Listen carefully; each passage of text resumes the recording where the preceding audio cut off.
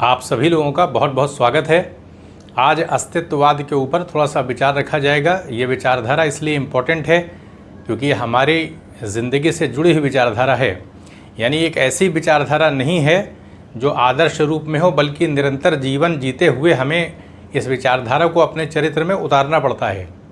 इसलिए ये दर्शक दृष्टि पर आधारित नहीं है, बल्कि कर्ता दृष्टि पर है। इसमें मनुष्य को कर्ता माना गया है। कर्ता का मतलब ये है क्योंकि इस विचारधारा में मनुष्य की स्वतंत्रता पर सबसे अधिक बल दिया गया है और कहा गया है कि मनुष्य के अंदर संकल्प शक्ति होती है और संकल्प शक्ति के माध्यम से मनुष्य अपने जीवन के बारे में निर्णय लेता है। वो अपनी जीवन की दिशा जो है वो अपनी इच्छाओं के अधीन ही निर्धारित करता है। तो ऐसे में मनुष्य जो है वो निरंतर जीवन जीते हुए अपनी स्वतंत्रता का निर्धारण करता है। मनुष्य की जो स्वतंत्रता है उसमें परिवर्तन होता रहता है। अगर मनुष्य जो है वो जागरूक न रहे और स्वतंत्रता को अपने चरित्र में उतारने की कोशिश न करे तो बहुत से मामले में वो स्वतंत्रता का उपयोग तो करेगा, लेकिन दूसरे मामलों में वो समझौतावादी रुख अपना लेगा। यानी वो स्वतंत्रता को अनदेखा कर देगा। जैसे मान लिया वोटिंग हो रही है तो वोटिंग होने के मामले में क्या होगा कि वो जातिवाद से प्रेरित हो सकता है, धर्म से प्रेरित हो सकता है, संप्रदाय से प्रेरित हो सकता है और इस आधार पर वो वोटिंग कर देगा। तो ऐसे में ये उचित नहीं है। अस्तित्ववाद में माना जाता है कि मनुष्य जो है वो स्वतंत्र होता है। तो स्वतंत्रता का मतलब क्या है? स्वतंत्रता का मतलब ये है कि मनुष्य जो है वो सच्चाई के रास्ते को छोड़ नहीं सकता, क्योंकि स्वतंत्रता जो है वो नैतिक रास्ते को कभी भी त्याग नहीं सकती है। ऐसी स्वतंत्रता जिसमें हम गलत काम करें, यानी हर प्रकार की किसी भी प्रकार के कर्मों को करने की जो आज़ादी है वो स्वतंत्रता नहीं है, बल्कि स्वतंत्रता जो है वो एक ऐसी होती है अस्तित्ववाद में जिसमें मनुष्य जो है वो सच्चाई के रास्ते पर चलते हुए, तार्किक रास्ते पर चलते हुए अपने व्यक्तित्व का उत्थान करता है। तो इसलिए जब स्वतंत्रता की बात आ रही है तो ये समझ लेना चाहिए कि सच्चाई के रास्ते पर चल के ही स्वतंत्रता को चरितार्थ किया जा सकता है। और सच्चाई का जो रास्ता होता है वो नैतिक रास्ता होता है, क्योंकि समाज की प्रगति जो है वो मनुष्य के संकल्पों पर निर्भर करती है। अगर मनुष्य अपनी स्वतंत्रता के आधार पर जीवन जिए और वो सच्चाई को अपने जीवन में चरितार्थ करने के लिए प्रयास करे, कोशिश करे, तो समाज का जो स्वरूप जो है वो बहुत सुंदर हो सकता है। एक अच्छे समाज की स्थापना हो सकती है। तो हम ये देखेंगे अभी आगे चल के कि किस तरह से अस्तित्ववादी विचारकों ने अपनी विचारधारा को प्रस्तुत किया है। तो हमने ये देख लिया है कि अस्तित्ववाद में जो है वो स्वतंत्रता पर सबसे अधिक बल दिया जाता है। अब स्वतंत्रता पे बल क्यों दिया जाता है? क्योंकि मनुष्य को जो है वो संकल्प शक्ति से युक्त माना गया है। मनुष्य के अंदर संकल्प शक्ति होती है। मनुष्य निर्णय करता है, कोई संकल्प करता है और फिर उस संकल्प के हिसाब से ही अपने जीवन का निर्धारण करता है, वैसा ही वो आचरण करता है। इसलिए मनुष्य की जो स्वतंत्रता है वो कर्म पर आधारित है। यानी स्वतंत्रता को कर्म के माध्यम से अपने चरित्र में वो उतारता है। और स्वतंत्रता किस बात की आज़ादी है? कि वो अपने जीवन के बारे में फैसला ले सकता है। तो इसलिए स्वतंत्र आचरण जो है वो बहुत महत्वपूर्ण है स्वतंत्रता के मामले में।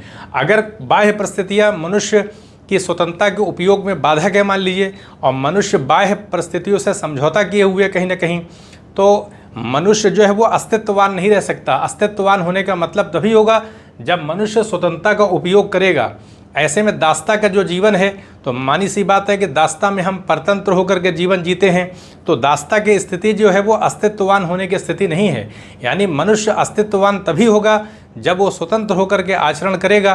तो ऐसे में जो हमारी स्वतंत्रता है वो हमारी संकल्प शक्ति पे भी है कि हम अपनी संकल्प शक्ति का उपयोग अपने जीवन के किन किन संदर्भों में और कैसे करते हैं।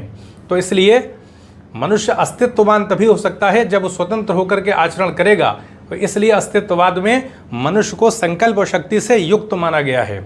और अगर मनुष्य जो है वो प्रयास नहीं करेगा, खुद को प्रेरित नहीं करेगा, तो अपनी स्वतंत्रता के मामले में स्थिर नहीं रह पाएगा। क्योंकि स्वतंत्रता हमारे जीवन से जुड़ी हुई विचारधारा है और जीवन जो है वो परिस्थितियों से संचालित होता है। और तो परिस्थितियाँ जो होती है बदलती रहती हैं। तो ऐसे में हमें परिस्थितियों के हिसाब से अपनी स्वतंत्रता के बीच तालमेल स्थापित करना पड़ता है और अपनी स्वतंत्रता के साथ हमें किसी भी रूप में समझौता नहीं करना है, क्योंकि हमारा अस्तित्व जो है वो प्रभावित हो जाएगा। अगर हम परिस्थितियों के दबाव में आकर के समझौता कर लेते हैं और अन्याय के रास्ते पर चलने लगते हैं या अन्याय को झेलने लगते हैं, किसी का उत्पीड़न बर्दाश्त करने लगते हैं, तो ऐसे में क्या होगा कि हम परतंत्र होकर के जीवन जिएंगे। जबकि अस्तित्ववाद में कहा गया मनुष्य पूर्ण रूप से स्वतंत्र होता है, इसलिए अपनी स्वतंत्रता को लेकर के उसको बहुत जागरूक रहना चाहिए। फिर देखिए आगे चलते हैं। अस्तित्ववादी जो विचारक हैं वो दो भागों में विभाजित हो जाते हैं। तो पहले चरण में हमने अस्तित्ववाद का अर्थ देख लिया। अब इस दूसरे चरण में देखेंगे जो अस्तित्ववादी विचारधारा थी उसमें जो है मतभेद देखने को मिलता है। मानी सी बात है कि मतभेद होगा तभी जो है विभाजन होता है। तो एक विचारक ऐसे हैं जो ईश्वरवादी हैं, यानी अस्तित्ववाद में ऐसे विचारक भी हैं जो ईश्वर की सत्ता में विश्वास करते हैं, जिसमें कि किरकेगार्ड हैं जो कि डेनमार्क के निवासी थे ये। इसी तरीके से जैस्पर्स हैं जो जर्मनी के निवासी थे, मार्सेल हैं जो कि फ्रांस के निवासी थे। ये सब अस्तित्ववादी विचारक हैं। अनीश्वरवादी विचारधारा भी अस्तित्ववाद में मिलती है, जिसमें कि नीत्शे हैं जो जर्मनी के थे, हाइडेगर ये भी जर्मनी के थे, कैमू है ये भी जर्मनी के थे। तो ये हमने देखा कि अस्तित्ववाद में ईश्वर की विचारधारा को लेकर के विभाजन पाया जाता है। अब देखिए आते हैं इसकी विशेषता के बारे में थोड़ा सा चर्चा करते हैं, यानी अस्तित्ववाद की क्या क्या विशेषता है। तो देखिए इसमें दो प्रकार के विचार देखने को मिलते हैं। पहला विचार है एसेंस का और दूसरा विचार है एग्जिस्टेंस का। जो एसेंस का विचार है उसको लेकर के प्रतिक्रिया देखने को मिलती है अस्तित्ववादियों में, यानी ये प्लेटो का दर्शन है जिसमें एसेंस को जो है वो अस्तित्व से पहले माना गया है। अब सवाल ये है कि ये एसेंस होता क्या है जिसको सार कहा गया है। प्लेटो की विचारधारा में ये माना गया है कि जैसे हम घोड़े के बारे में विचार करें, संसार के अंदर अलग अलग प्रकार के घोड़े पाए जाते हैं, अलग अलग प्रकार की गाय पाई जाती हैं, मनुष्यों के भी अलग अलग रंग रूप देखने को मिलते हैं, अलग अलग नस्ल के तो इंसान भी हैं। तो इसी तरीके से पशु पक्षियों में भी नस्लें दिखाई पड़ती हैं। तो विविधता जो है संसार में दिखाई पड़ती है। तो जैसे हम गाय को ले लेते हैं या घोड़े को ले लेते हैं, तो अलग अलग नस्लों के जो घोड़े हैं उनको सबको अश्व ही कहा जाता है, चाहे वो नस्ल के आधार पर भिन्न भिन्न ही क्यों ना हो, लेकिन सबको घोड़ा ही कहा जाता है। तो क्यों कहा जाता है घोड़ा? क्योंकि एक आदर्श के रूप में, एसेंस के रूप में, सार के रूप में एक घोड़ा जो है वो मौजूद है। और उस घोड़े का जो निर्माण है, यानी उसको पैदा जो किया गया है, वो परम शिव के द्वारा, परम तत्व के द्वारा निर्मित किया गया है। और परम तत्व ने ही ईश्वर को भी निर्मित किया, और फिर ईश्वर के माध्यम से ये जितने भी सार हैं, यानी जैसे कि एक घोड़ा है, एक आदर्श रूप में घोड़ा है जो मरता नहीं है, जो संसार के घोड़ों से अलग है, वो एक आदर्श रूप में घोड़ा है और वो वास्तविक होता है। जैसे हम घोड़े को देखते हैं वैसे ही वो घोड़ा भी होता है, लेकिन उस घोड़े का निर्माण उस परम तत्व के द्वारा जो कि सार से भी ऊपर होता है, जिसको हम प्रत्ययों का भी प्रत्यय कहते हैं, सामान्यों का भी सामान्य है वो, जिसको कि परम शिव परम तत्व कहा जाता है। उसने जो है सार का निर्माण किया। विभिन्न प्रकार के संसार में जितनी वस्तुएं हैं, जितने पदार्थ हैं, तो उनका एक आदर्श रूप जो है वो उस परम तत्व के द्वारा निर्मित है। और फिर परम तत्व के द्वारा ईश्वर की भी उत्पत्ति की गई, और फिर ईश्वर ने इन्हीं सारों के आधार पर संसार के विभिन्न प्रकार के वस्तुओं का निर्माण किया। तो ये हमने प्लेटो की विचारधारा में देखा कि संसार के जितने भी पदार्थ हैं, जितनी भी वस्तुएं हैं, उनका एक आदर्श रूप जो है वो मौजूद है। हम उस आदर्श रूप को देख नहीं सकते क्योंकि हमारी आत्मा इस शरीर के अंदर बंधी हुई है। तो इस वजह से वो जो घोड़ा है, जो अश्व है, आदर्श रूप में उसको हम देख नहीं सकते। लेकिन जब ये आत्मा शरीर से निकल जाएगी तो जैसे ही निकलेगी वैसे ही हम उस परम तत्व को, परम शुभ को भी देख लेंगे और घोड़ों को भी देख लेंगे, और संसार के जितनी भी वस्तुएं हैं उनका जो आदर्श रूप है एक, वो भी हमको दिखाई पड़ेगा। लेकिन इस शरीर में रहते हुए हम नहीं देख सकते। तो इसलिए जो एसेंस की बात प्लेटो ने कही है, वो सार की बात जो कही वही है कि संसार की जितने भी वस्तुएं हैं वो सब आप कह सकते हैं प्रतिलिपि हैं, फोटोकॉपी हैं, और उनका असली जो रूप है वो एक संसार मान के चले, वो इस संसार से अलग नहीं, बस ये कि हम उसको देख नहीं सकते हैं। उनकी विशेषता थोड़ी सी अलग होती है क्योंकि वो सामान्य होते हैं, जो सार होते हैं। जैसे घोड़ा, जो इसका आदर्श रूप जो है, वो घोड़ा मरता नहीं है, संसार के घोड़े मर जाते हैं। वो घोड़ा जो है नित्य है क्योंकि उसका निर्माण उस परम शिव के द्वारा किया गया है, परम तत्व के द्वारा किया गया है, इसलिए उसकी उपस्थिति हमेशा रहती है। जबकि संसार के घोड़े मरते रहते हैं। वो सामान्य होता है, टाइम और स्पेस से परे होता है, वो दिक् और काल से दिक् कालातीत होता है, यानी वो समय की परिधि से भी अलग होता है और स्पेस से भी अलग होता है। तो इस तरह से हम देखते हैं कि जो सार की सत्ता है वही वास्तविक सत्ता है, और जो अस्तित्व होता है वो सार को ही फॉलो करता है। अस्तित्व का मतलब है कि संसार के अंदर जो भी वस्तुएं हैं उनका अस्तित्व दिखाई पड़ता है। तो वो सारी चीज़ें जो एक फ़ोटो की प्रतिलिपि आप मान के चलते हैं, उनका असली रूप तो सार के रूप में मौजूद है। तो इसलिए संसार की जितनी भी वस्तुएं हैं उनकी एक शक्ल तो दिखाई पड़ती है कि वो संसार में भी घोड़े हैं, तरह तरह के घोड़े हैं, उनका एक रूप दिखाई पड़ता है। लेकिन वो घोड़े जो हैं वो मर जाते हैं, वो नित्य नहीं होते, जबकि सार जो होता है, जो घोड़े का आदर्श रूप है, वो नित्य होता है। तो इस तरीके से सार के बारे में प्लेटो ने बताया कि सार जो है वो सामान्य होता है। सामान्य का मतलब है क्योंकि वो आदर्श रूप में है तो विशेष नहीं होता। यहाँ के घोड़ों के अंदर कमियां पाई जाती हैं, लेकिन वो घोड़ा कंप्लीट होता है, उसके अंदर कोई कमी नहीं होती है। इसी तरीके से वो घोड़ा जो होता है सार रूप में वो नित्य होता है, हमेशा रहता है, क्योंकि परम शिव के द्वारा, परम तत्व के द्वारा उसका निर्माण किया गया है, इसलिए वो नित्य होता है। जबकि संसार के जो अश्व होते हैं या संसार की जो गाय होती हैं, मनुष्य हैं, वो पैदा भी होते रहते हैं, उनकी मृत्यु भी होती रहती है, इसलिए वो जो सार रूप होता है वो नित्य होता है, दिक्काल से वो परे भी होता है। फिर सार अस्तित्व पर निर्भर नहीं, सार वास्तविक है, अस्तित्व उसका अनुकरण करता है। जो सार है वो अस्तित्व पर निर्भर नहीं होता, यानी जो एसेंस होता है वो अस्तित्व पर निर्भर नहीं होता है, बल्कि जो अस्तित्व होता है वो सार पर निर्भर होता है। तो ये हमने प्लेटो की विचारधारा बताई कि यानी एक ऐसा संसार है कि इस संसार के अंदर जितनी वस्तुएं हैं उन्हीं का एक आदर्श रूप जो है उस संसार में मौजूद है। बस इस संसार और उस संसार की बात इसलिए की गई है क्योंकि हम अपनी आंखों से उन वस्तुओं को देख नहीं पाते हैं, कोई संसार में विभाजन नहीं है, बल्कि सिर्फ इतनी सी बात है कि वो जो आदर्श घोड़ा है, वो जो घोड़ा है वो उसकी एक उपस्थिति है, वो दिक् काल में नहीं है, उसका निर्माण परम शिव के द्वारा किया गया है, उसकी उपस्थिति है और संसार के घोड़े उसी घोड़े का अनुकरण करते हैं, वो उसी जैसे हैं जैसा कि वो सार है। जबकि अस्तित्ववादी विचारक जो है इस बात को नहीं मानते हैं, उनका ये कहना है कि ऐसी कोई बात नहीं है, बल्कि जो अस्तित्व होता है वो सार का पूर्वगामी होता है, पहले अस्तित्व होगा उसके बाद सार होगा। क्योंकि अस्तित्ववादी विचारक मानते हैं कि अगर हम पशु पक्षियों की बात करें, संसार की वस्तुओं की बात करें तो हम उसकी बात नहीं करते हैं, लेकिन अगर हम मनुष्य की बात करेंगे तो मनुष्य के अंदर संकल्प शक्ति होती है, वो इस संसार के अंदर जीवन जीता है, कर्म करता है, ऐसे में वो कर्मों के माध्यम से अपने एसेंस का निर्माण करता है। वो जो कुछ भी उपलब्धियां प्राप्त करता है वो उसकी स्वतंत्रता का परिणाम होती हैं।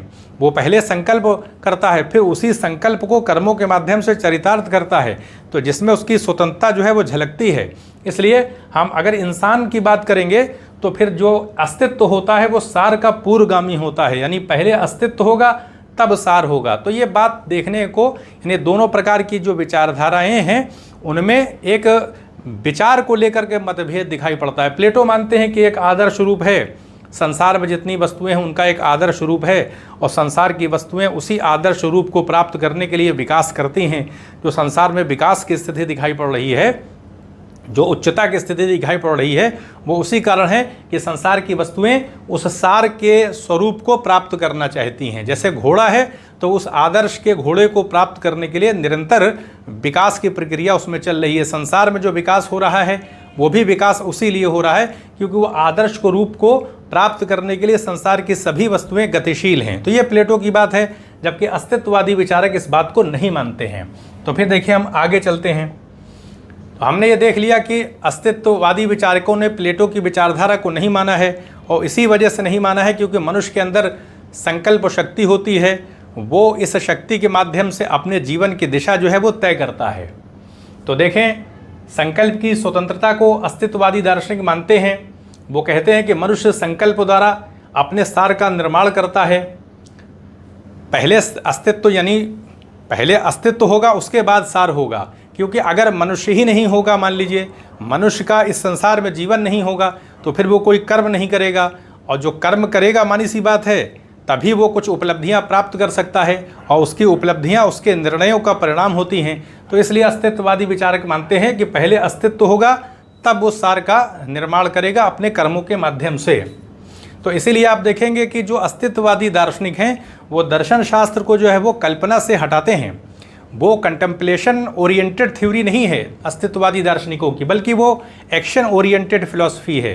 यानी कंटेम्पलेशन ओरिएंटेड फिलॉसफी का मतलब ये है कि काल्पनिक रूप से हम जो दार्शनिक जैसे होते हैं विचार करते हैं, पुस्तकें लिखते हैं, होते वो दार्शनिक हैं लेकिन विचार करते हैं, कल्पना करते हैं, फिर अपना कोई सिद्धांत, कोई दर्शन देते हैं। तो अस्तित्ववाद में ऐसा नहीं माना गया है। अस्तित्ववादी दर्शन यानी मतलब फंक्शनल है, वो क्रियात्मक है, एक्शन ओरिएंटेड है, जिसमें कर्मापेक्षी है, वो कर्म की प्रधानता है, कर्म की अपेक्षा है। क्योंकि स्वतंत्रता जो चरितार्थ होती है तो कर्मों के माध्यम से ही होगी ना, जब मनुष्य कर्म करेगा। इसलिए वो एक्शन ओरिएंटेड फिलॉसफी है, वो कंटेम्पलेशन ओरिएंटेड फिलॉसफी नहीं है, ध्यानापेक्षी नहीं है कि ध्यान कर रहे हैं, चिंतन कर रहे हैं और कोई सिद्धांत दे रहे हैं। निरंतर जीवन जीना पड़ता है, क्योंकि जो हमारी स्वतंत्रता है वो हमारे जीवन से जुड़ी हुई है। हमें संसार में जीवन जीना पड़ता है और फिर अपनी स्वतंत्रता का उपयोग करना पड़ता है। तो ऐसे में हमें सीधी सी बात है कि प्रयास करना पड़ेगा, अपनी स्वतंत्रता को बचाए रखना भी पड़ेगा। बहुत सारी परिस्थितियाँ होंगी जो हमारी स्वतंत्रता को सीमित करने का प्रयास करेंगी, लेकिन हमें अपनी विवेक शक्ति का प्रयोग करते हुए अपनी स्वतंत्रता को बचाए रखना भी होगा, तभी हम अस्तित्ववान हो भी सकते हैं। और अगर हम अपनी स्वतंत्रता को उपयोग नहीं करते हैं तो और दूसरों के विचारों पे चलने का प्रयास करते हैं, तो अगर वो असंगत विचार होंगे तो हमारा जीवन फिर वो असंगत विचारधारा पे चलने लगेगा। इसलिए हमें जो है अपनी विवेक शक्ति का उपयोग करना है, हर समय अलर्ट रहना है कि किस तरह से हमारा जीवन चल रहा है, हमारी स्वतंत्रता कहीं बाधित तो नहीं हो रही है। तो इसलिए मनुष्य जो है वो अपनी स्वतंत्रता के लिए खुद उत्तरदायी है। वो जैसा वो जागरूक होगा, जितना जागरूक होगा, अलर्ट होगा, उसकी स्वतंत्रता उतना ही उसके लिए काम आएगी। तो इस तरह से स्वतंत्रता को बहुत महत्व दिया गया है। तो इसलिए देखिए, कंटेम्पलेशन ओरिएंटेड ध्यानापेक्षी विचारधारा नहीं अस्तित्ववाद, बल्कि एक्शन ओरिएंटेड है। हमें लगातार कर्म करना पड़ेगा, तब जाकर के हम अपनी स्वतंत्रता का उपयोग कर पाएंगे। तो स्वतंत्र होकर के आचरण करना ही अस्तित्ववाद में बहुत महत्वपूर्ण माना जाता है। तो यह दर्शक दृष्टि नहीं है, यानी जैसे दर्शक दृष्टि का मतलब है जैसे फिलोसफर होते हैं, वो मनुष्य को विषय बनाते हैं, फिर चिंतन करते हैं और तरह तरह की बातें लिखते हैं, तो ऐसी बात नहीं है। बल्कि अस्तित्ववाद में माना गया है कि जो फिलोसफर होते हैं, दार्शनिक होते हैं, वो जो चिंतन कर रहे हैं, विचार कर रहे हैं, तो ऐसे में अगर उनकी विचारधारा जो आदर्श रूप में विचार वो कर रहे हैं, अगर वो आदर्श उनके जीवन में नहीं उतर रहा है, तो इसका मतलब है कि उनका जीवन उस आदर्श से कटा हुआ है। तो उनकी स्वतंत्रता कहाँ वहाँ पे आएगी, क्योंकि स्वतंत्रता जो है वो जीवन की वास्तविकता से अलग नहीं होती है, वो सच्चाई से, वास्तविकता से अलग नहीं होती है। अगर स्वतंत्रता सच्चाई से अलग हो जाएगी तो फिर स्वतंत्र होने का मतलब क्या रहा, हम गलत रास्ते पर चल रहे हैं। तो ऐसे में हमें स्वतंत्र नहीं कहा जा सकता, क्योंकि हमें पता होता है कि हम गलत रास्ते पर चल रहे हैं, तो हमने अपनी संकल्प शक्ति का दुरुपयोग किया, तो ऐसे में हम स्वतंत्र कहाँ हैं। स्वतंत्र तो हम तब होंगे जब हमें यह पता होगा कि हम किस रास्ते पे चल रहे हैं, तभी तो हम अपनी संकल्प शक्ति का उपयोग कर पाएंगे। तो ऐसे में संकल्प शक्ति का मतलब क्या है कि हमने किस दिशा को चुना है अपने जीवन के संदर्भ में, किस रास्ते पे हम चल रहे हैं, और हम जो संकल्प करेंगे उसी हिसाब से आचरण करेंगे, और उसी आचरण के हिसाब से हमारी स्वतंत्रता चरितार्थ भी होगी।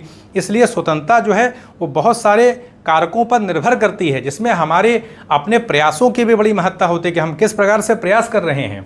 तो इसलिए यह दर्शन जो है, जो अस्तित्ववादी दर्शन है, यह दर्शक दृष्टि पर आधारित नहीं है कि हम जो है वो दर्शक के रूप में देख रहे हैं, बल्कि जो दर्शक है उसी का जीवन चल रहा है। सारे लोग संसार में जितने हैं उनका अपना अपना जीवन चलता है, तो अपने जीवन के एक कर्ता धर्ता होते हैं, वो फैसला लेते हैं कि हमें कैसे जीवन जीना है, किस प्रकार का आचरण करना है। तो इस मामले में जो अस्तित्ववादी विचारक हैं वो ये मानते हैं कि जो अस्तित्ववाद है वो दिन प्रतिदिन के जीवन से जुड़ी हुई विचारधारा है ये, क्योंकि हमारी स्वतंत्रता जीवन की परिस्थितियों के हिसाब से निरंतर चरितार्थ होती है, वो हमारे प्रयासों पर निर्भर होती है। तो इसलिए आदर्श की बातें इसमें नहीं है, बल्कि क्रियात्मक दर्शन है ये, यानी कर्म पर आधारित है। निरंतर कर्म करना पड़ेगा, तभी तो हम अपनी स्वतंत्रता को चरितार्थ कर पाएंगे, सही फैसला ले पाएंगे। तो इसलिए आप देखेंगे कि ये दर्शन जो है वो जीवन से जुड़ा हुआ है, जीवन चरित्र से जुड़ा हुआ, हमारी बायोग्राफी से जुड़ा हुआ है ये। इसमें दर्शन भी चलता रहता है और हमारा जीवन चरित्र भी आगे चलता रहता है, क्योंकि हमारा जीवन गतिमान होता है। तो ऐसे में हमें अपनी स्वतंत्रता का निरंतर उपयोग करना पड़ता है। तो इसलिए दर्शन और जीवन चरित्र दोनों साथ साथ चलते हैं। इसलिए ये कंटेम्पलेशन ओरिएंटेड नहीं है कि जीवन हमारा अलग चल रहा है और हम विचार करके कोई दार्शनिक पद्धति दे रहे हैं। तो ऐसी बात अस्तित्ववाद में नहीं है। अस्तित्ववाद जो है वो तर्क प्रधान दर्शन नहीं है, क्योंकि मानी सी बात है, इसमें मनुष्य की स्वतंत्रता पर बल दिया गया है। मनुष्य के अंदर तो बहुत सारी बातें होती हैं, उसके अंदर आकांक्षाएं भी होती हैं, चिंताएं भी होती हैं, तरह तरह की प्रवृत्तियां होती हैं, और उसी तरीके से आप देखेंगे कि आशंकाएं भी होती हैं। यानी जीवन जो है बहुत सारी भावनाओं से जुड़ा होता है। तो ये भावनाएं ऐसी नहीं होती इनको तर्क के माध्यम से जांचा जा सके, परखा जा सके। तो इस तरह से मनुष्य का जीवन तर्क से भी ऊपर होता है, उसको तर्कों के माध्यम से मनुष्य के जीवन को निर्धारित नहीं किया सकता। इसलिए अस्तित्ववादी जो दार्शनिक हैं उनका यही कहना है कि मनुष्य जो है वो अपने जीवन को जीते हुए अस्तित्ववादी विचार को अपने चरित्र में उतारे, वो स्वतंत्रता पर सबसे ज़्यादा जोर दे, क्योंकि वो जैसा निर्णय लेगा, जैसा संकल्प करेगा, उसी हिसाब से उसकी स्वतंत्रता का स्वरूप निर्धारित होगा। तो ये है अस्तित्ववाद, जिसमें जो है वो जीवन को दर्शन से अलग नहीं रखा गया है। यानी दर्शन जो है वो आदर्श रूप में नहीं कि जिसमें दार्शनिक चिंतन करते हैं और सिद्धांत देते हैं, बल्कि दार्शनिकों के लिए भी वही बात लागू है कि उनको भी अपने जीवन में एक स्वतंत्रता को चरितार्थ करना होगा, वास्तविकता के रास्ते पर चलना होगा। और स्वतंत्रता वास्तविकता से, सच्चाई के रास्ते से अलग नहीं हो सकती, क्योंकि सच्चाई का रास्ता जो होता है वही जो है वो समाज को प्रगति दे सकता है, समाज को उन्नति दे सकता है। तो इसलिए अस्तित्ववादी विचारक कहते हैं कि दर्शन जीवन से अलग नहीं है। तो ये आपके सामने मैंने अस्तित्ववादी विचारधारा रखी थी और बताया था कि किस तरह से ये दर्शन दो भागों में विभाजित है, यानी ईश्वरवादी और अनीश्वरवादी। तो इसी तरीके से फिर किसी और विचारधारा के बारे में आपके सामने विचार रखा जाएगा। तो चैनल को सब्सक्राइब भी करें, शेयर भी करें। आप सभी लोगों का बहुत बहुत धन्यवाद।